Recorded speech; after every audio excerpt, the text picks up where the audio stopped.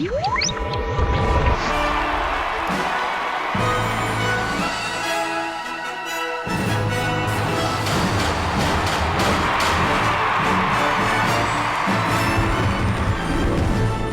competing in Beijing and Vancouver, the once rival mascots team up for a third time in Mario and Sonic at the London 2012 Olympic Games. With the Wii being home to more minigame compilations than you can waggle a remote at, is the trip to London a record-setting delight or a cut-rate cash-in?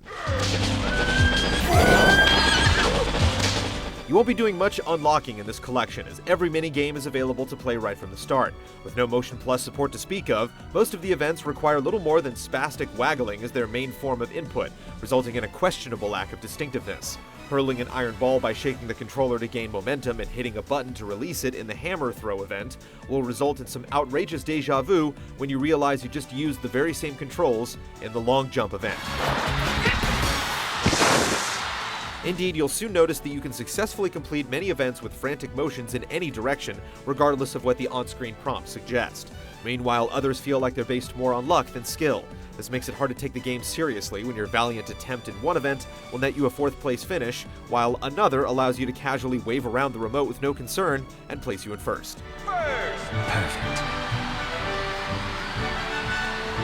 A second group of minigames, called Dream Events, feel more like a set of party games, loosely based on the sport they're titled after.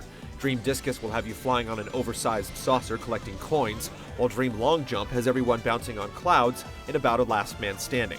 These 10 events would have been welcome if they felt more polished than the rest of the stuff in the game, but this isn't the case.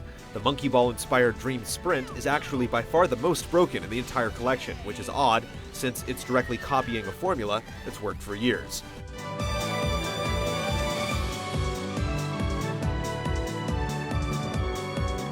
The game's last attempt at a second win is London Party, which plays like a bare-bones version of Mario Party.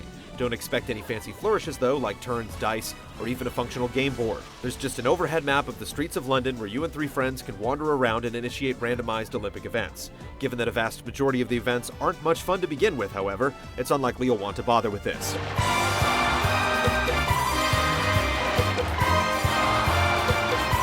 Past the novelty of seeing the duo together in another game, Mario and Sonic's latest Olympic outing has little going for it in general. The minigames suffer from dated controls at a point in the Wii's life where Motion Plus has become the standard, and with so many superior collections out there, this one's just plain hard to recommend.